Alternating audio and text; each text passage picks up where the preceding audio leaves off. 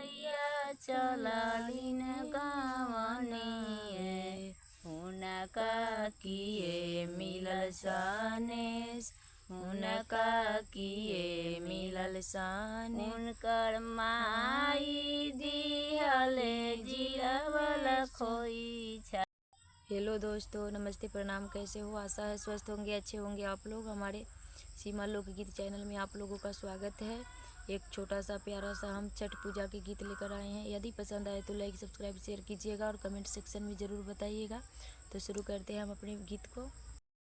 मैया चलालिन गावनिए हुनका किए मिलल सनेस हुनका किए मिलल सनेस हुनकर माई दिहले जिरवल खोइछा खोइछा गमकत बीच में से गा दे खोइछा गमकत जाय हुनकर भैया दिहलन धेनु गैया गैया हुनकरत जाय गैया हुनकरत जाय। त छठी मैया चलालिन गावना रे हुनका किए मिलल सनेस हुनका किए मिलल सनेस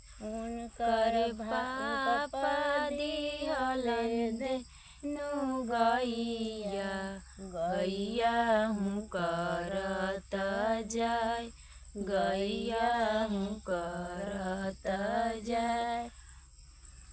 हुनकर भाभी दिहलिन जीरा खोइछा खोइछा गमकत जाय खोइछा गमकत जाय। छठी मैया के ऊँची रे अटरिया हुनका किए मिलल सनेस हुनका किए मिलल सनेस हुनकर पापा दिहलन धेनु गैया गैया हुनकरत जाय गैया हुनकरत जाय।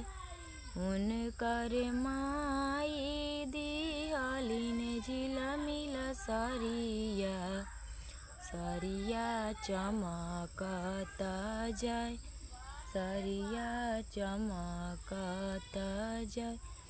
हुनकर चाचा दिहलन धेनु गैया गैया हुनकरत जाय गैया हुनकरत जाय।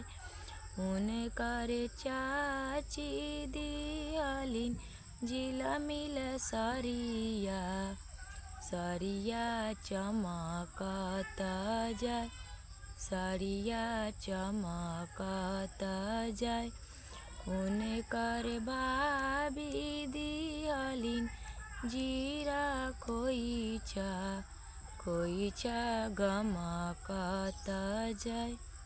तो दोस्तों, यही था एक छोटा सा प्यारा सा छठ पूजा गीत। यदि पसंद आए तो लाइक, सब्सक्राइब, शेयर कीजिएगा और कमेंट सेक्शन में ज़रूर बताइएगा ये गीत आप लोगों को कैसा